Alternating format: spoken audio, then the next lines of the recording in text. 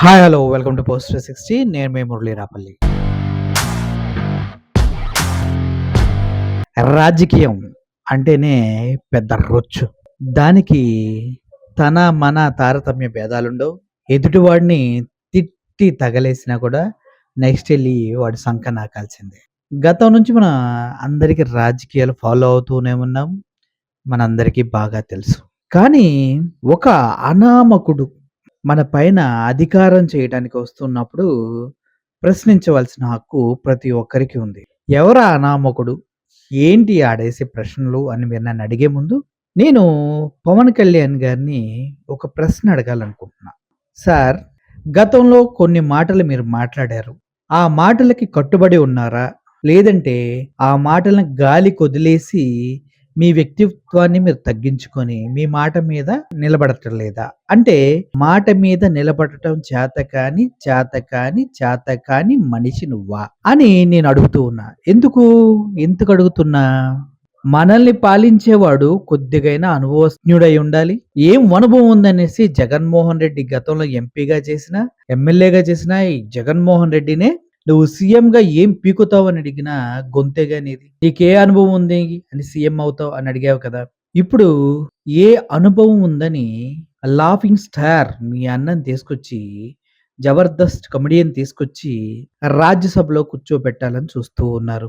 అసల కొద్దిగైనా ఆలోచన శక్తి ఉందా మీకు? ఇక మీకు అధికారం మేము ఇచ్చామనేసి మీరు ఏది చేసినా మేము భరిస్తూ, సహిస్తూ అన్నీ మూసుకొని ఉంటారని మీరు ఫిక్స్ అయిపోయారు. అంతే కదా! నాకైతే అలాగే అనిపిస్తుంది. ఎందుకంటే నాగబాబు గారికి రాజకీయంగా ఎటువంటి అనుభవం ఉంది. నర్సాపురంలో ఎంపీగా పోటీ చేసి ఘోరంగా పరాజయం పొందిన వ్యక్తి. అటువంటి వ్యక్తిని ప్రజలు వద్దు, ఈడు మాకు ఒక ఏరియాకే వద్దు, నరసాపురానికే వద్దని చీకొట్టి తరిమేస్తే, దొడ్డి దారిన మీరు ఆయన్ని రాజ్యసభకు పంపించాలని మీరు పడుతున్న ప్రయత్నాలు చూస్తే సిగ్గేస్తుందండి పవన్ కళ్యాణ్ గారు. ఢిల్లీలో వాళ్ళ కాళ్ళు, వీళ్ళ కాళ్ళు పట్టుకుంటూ తిరుగుతూ ఉన్నప్పుడే మేము వీడియోలు చేసాం. నాగబాబు కోసమే ఈయన ఎళ్తూ ఉన్నారు. నాగబాబుకి టీటీడీ చైర్మన్ అడిగారు. కానీ అది ఇవ్వలేదు. ఇప్పుడెళ్ళి ఏదో విధంగా రాజ్యసభకు పంపించాలని నానా ప్రయత్నాలు చేస్తున్నాడని మేము చెప్పాం. అదే నిజం చేశారు మీరు. మీరు మా ఊహలు దాటి ఒక్క అడుగు కూడా ముందుకెళ్ళలేరు పవన్ కళ్యాణ్ గారు. సచ్ వీక్ మైండ్ మీది. వెరీ వీక్ పర్సనాలిటీ మీరు. మీకు మాట మీద నిలబడే తత్వం లేదు. మీకు ప్రజలకి న్యాయం చేయాలనే తత్వం లేదు.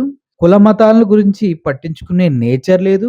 ఆ మతతత్వం అనే బోధలు చేసి హిందువులను రెచ్చగొట్టి క్రిస్టియన్స్ పైన, ముస్లిమ్స్ పైన యుద్ధం చేయమని ప్రోత్సహించే నీచ సంస్కృతి మీది. ఓకే, అది అవుట్ ఆఫ్ టాపిక్. ఇప్పుడు కాదు, గతంలో జరిగింది వదిలేద్దాం.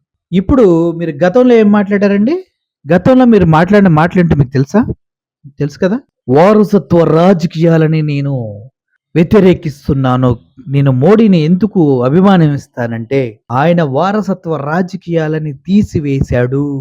మోడీ గురించి గొప్ప గొప్పగా మాట్లాడారు కదా అప్పుడు మరి మీటింగ్‌లో. వారసత్వ రాజకీయాలు లేవు. అందుకే నేను మోడీని ఇష్టపడతాను. అసలు వారసత్వ రాజకీయాలు అనేదాన్ని దానికి నేను చాలా దూరం అని చెప్పారు. I am against ruling caste concept. ఒకసారి వీడియో చూడండి. నిజంగా రాజ్యాంగ స్ఫూర్తిని అర్థం చేసుకుంటే అన్ని కులాలకి, అన్ని వర్గాల వారికి సమాన ప్రాతిపదికత ఇవ్వాలి. కానీ ఒక్క కులంతోటే అన్ని పదవులు నింపేస్తానంటే I'm against ruling caste concept. పాలించడానికి మేమే ఉన్నాం, మిగతా వాళ్ళు పాలింపబడటానికే ఉన్నారన్న ఆలోచనకి జనసేన విరుద్ధం, పవన్ కళ్యాణ్ విరుద్ధం. అంటే ఏంటండి?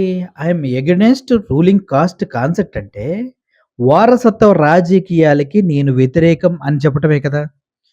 మరి ఇప్పుడు నాగబాబు గారికి జనసేన పార్టీ తరఫు నుంచి రాజ్యసభ ఇవ్వటం అనేది మీ వారసత్వం కాదా? ఆయన ఏమన్నా పక్కోళ్ళకి పుట్టాడా ఏంటి? అంటే మీ మాట పైన వారసత్వ రాజకీయాలు మీరు వ్యతిరేకించారైతే, నాగబాబు గారు మీ అన్న, తమ్ముడు మీరంతా వారసులే కదా. ఒక కొణిదెల కుటుంబ వారసులే కదా. మరి వారసత్వ రాజకీయాల్ని ఎలా ప్రోత్సహిస్తున్నారు? వారసత్వంలో ఉన్నటువంటి నాగబాబు గారికి ఎటువంటి క్వాలిఫికేషన్ లేకుండా, ఎటువంటి క్రెడిబిలిటీ లేకుండా ఆ! ఉన్న వ్యక్తికి రాజ్యసభ ఎలా ఇస్తున్నారు? ఒక విషయం చెప్పండి. నాగబాబు గారు సినిమా ఇండస్ట్రీలో యాక్టర్‌గా సక్సెస్ అయ్యాడా? లేదు. ప్రొడ్యూసర్‌గా సక్సెస్ అయ్యాడా? లేదు. పోనీ ఒక మానవతావాదిగా సేవ చేస్తూ ప్రజలకేమైనా దగ్గరయ్యాడా? లేదు.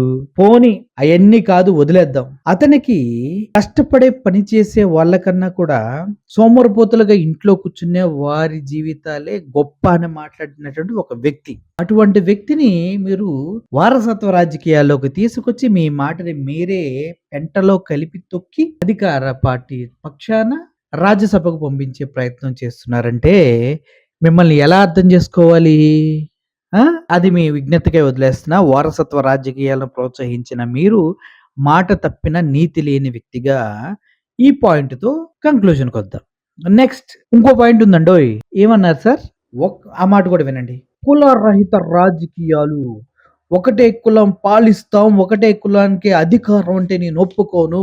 అన్ని కులాలకి సమాన హక్కు కావాలి అని మాట్లాడారు కదా! ఆ వీడియో ఇప్పుడు ప్లే చేస్తా చూడండి. నిజంగా రాజ్యాంగ స్ఫూర్తిని అర్థం చేసుకుంటే అన్ని కులాలకి అన్ని వర్గాల వారికి సమాన ప్రాతినిధ్యం ప్రాతిపదికత ఇవ్వాలి. కానీ ఒక్క కులంతోటే అన్ని పదవులు నింపేస్తానంటే I'm against ruling caste concept. చూశారు కదా! అయితే ఇప్పుడు జనసేన పార్టీలో ఉన్నటువంటి ఎంపీలు ఎవరైతే రాజ్యసభకు వెళ్తున్నారో వాళ్ళందరిది ఏ కులం అండి? అన్ని కులాలను కలిపారా? ఏ కులాలు ఉన్నాయండి మరి? మీరొక్కరే 3, 4 శాఖలు పెట్టుకున్నారు. 4 శాఖల మంత్రి మీరే. 4 శాఖల మంత్రితో పాటు డిప్యూటీ సీఎం కూడా మీరే. 4 శాఖలకి నలుగురు కులాల వారు లేరు కదా సార్! మొత్తానికి ఉంది మీరే కదా! కాపులే కదా! కోపు కులస్తుడైన పవన్ కళ్యాణే కదా జనసేనలో ఉన్నటువంటి MP, MLA, deputy CM. Okay వదిలేద్దాం సార్. కందుల దుర్గేష్ ఏ కులం సార్? కందుల దుర్గేష్ ఏ కులం సార్? మీ కాపు కులమే కదా సార్? ఓకే. మరి ఇప్పుడు నాగేంద్రబాబు గారు ఏ కులం సార్? ఆయన కాపు కదా సార్? మీ అన్నయ్య కదా సార్? అయితే కాపే అయి ఉంటారు సార్. మరి మీరెక్కడ సార్ కులమత సహనం? కులాల మధ్యలో అధికారం షేరింగ్ అనే మాటలు మాట్లాడారు కదా! ఎక్కడ చేశారు? చెప్పండి సార్ మాకు. అంటే మళ్ళీ మీరు సిగ్గులేని బతుకు మీదని ప్రూవ్ చేసుకుంటున్నట్టా సార్? లేకపోతే ఏంటి సార్? మొత్తం వేరే కులాల వాళ్ళు ఎవరు ఉండొద్దా సార్? మీరే ఉండాలి. అయినా దీనంతటికి కారణం ఎవరు సార్? చంద్రబాబు నాయుడు గారు. చంద్రబాబు నాయుడు గారు కష్టపడ్డ వాళ్ళకే, పార్టీ కోసం ఉన్న వాళ్ళకే పదవులని చెప్పారు సార్. నాగబాబు గారు ఏం చేశారు సార్? టీడీపీకి ఏం చేశారు సార్? ఏం కష్టపడ్డారు సార్ పదవులు ఇవ్వటానికి? జనసేనలో ఏం పీకారు సార్ నాగబాబు గారు? జబర్దస్త్‌లోకి వెళ్ళి నవ్వుకోవటమా sir? Double meaning, triple meaning డైలాగులు చూసుకొని నవ్వుకోవటమా? అదే ఆయనకున్న క్వాలిఫికేషన్. ఎంతో మంది ఇండస్ట్రీలో పార్టీలకి కష్టపడి పనిచేసి రెయ్యం బొగలు ఆస్తులు అమ్ముకున్న వాళ్ళు ఉన్నారు. వాళ్ళందరినీ పక్కన పెట్టి మీరు నాగబాబు గారికి రాజ్యసభ టికెట్ ఇస్తున్నారు చూడండి అడ్డదారిలో. అది కూడా గతంలో మీ కొడుకుని ఎలాగైతే లోకేష్ బాబుని అడ్డదారుల్లో 3 మినిస్ట్రీస్ కట్టపెట్టి మినిస్టర్ గా తీర్చిదిద్దారో అదే విధంగా ఇప్పుడు పవన్ కళ్యాణ్ గారు కూడా వితౌట్ ఎనీ క్వాలిఫికేషన్, అసలు ప్రజల ఆమోదం లేని, ఒక అర్హత లేని, ఒక బాధ్యత లేని వ్యక్తిని రాజ్యసభకు పంపిస్తూ ఉన్నాడు వారసత్వ రాజకీయాల్లో భాగంగా. పవన్ కళ్యాణ్ గారు, చంద్రబాబు నాయుడు గారు వారసత్వ రాజకీయాలనే ప్రోత్సహిస్తారు. ప్రజల దగ్గరికి వెళ్ళి చెప్పేటప్పుడు మాత్రమే నీతులు, ఆ తర్వాత వీళ్ళంతా నీతులు లేని మానవ జాతులు అని నేను అంటాం కాదు. మీరు ఆలోచించి చెప్పండి. ఇది నా ఒపీనియన్ అయితే కాదు. నేను జస్ట్ ఇన్ఫర్మేషన్ మీకు ఇస్తూ ఉన్నా. గతంలో బాలయ్య ఎవరో తెలియదనేసి ఇంటర్వ్యూలో మాట్లాడారు సో కాల్డ్ మన నాగబాబు గారు. మరి బాలయ్య బాబుకు కూడా సిగ్గు లేదా? ఆయనకి మంత్రి పదవి ఇవ్వకుండా అసలు నాగబాబు గారికి ఇస్తుంటే ఎలా చూస్తూ ఊరుకున్నారు? ఎలాగో బాలయ్య బాబు గతంలో గెలిచారు. హిందూపూర్ నుంచి 2-3 సార్లు గెలిచిన వ్యక్తి.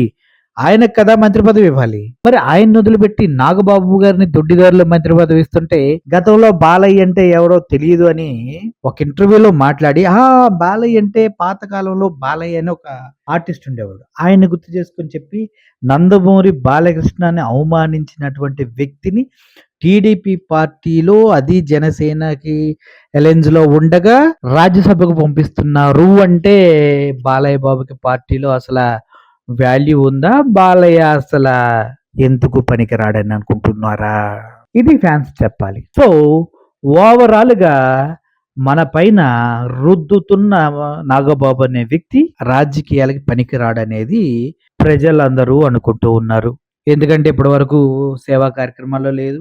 దేవుడిని నమ్మడని దేవుడిని అవహేళన చేశాడు. మరి అతను సనాతని ధర్మాన్ని పాటించేటటువంటి పవన్ కళ్యాణ్ గారికి అన్న ఎలా అయ్యాడో మరి. ఇప్పుడు సనాతనికి హిందుత్వాన్ని అంతగా నమ్మి ప్రజల్లోకి తీసుకెళ్లే వ్యక్తిగా ఉన్నటువంటి పవన్ కళ్యాణ్‌కి దేవుడిని నేను నమ్మను, దేవుడు లేడని చెప్పిన వ్యక్తిని తీసుకొచ్చి రాజ్యసభకు పంపిస్తా అంటే హిందుత్వాన్ని కూడా అవమానిస్తున్నట్లా? లేదంటే మిమ్మల్ని మాయ చేయటం కోసమే హిందుత్వం అనే ముసుగు, సనాతని అనే ముసుగా? ఇటువంటి క్వెషన్స్ నా బ్రెయిన్ అంతా తిరుగుతూనే ఉన్నాయి. నేను మిమ్మల్ని ఆన్సర్‌లు అడుగుతూ ఉన్నాను. ఏ విషయం అనేది మీరు నాకు చెప్పండి.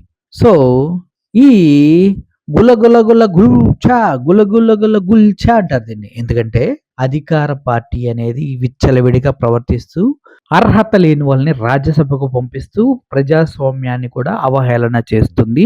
రాజ్యాంగ విరుద్ధంగా ప్రవర్తిస్తుంది అనేది మీ ముందుకు తీసుకొచ్చి చెప్తూ ఉన్నాను. ఒకసారి ఆలోచించుకోండి. Thank you for watching this video. I'm Murali signing off. Thank you so much.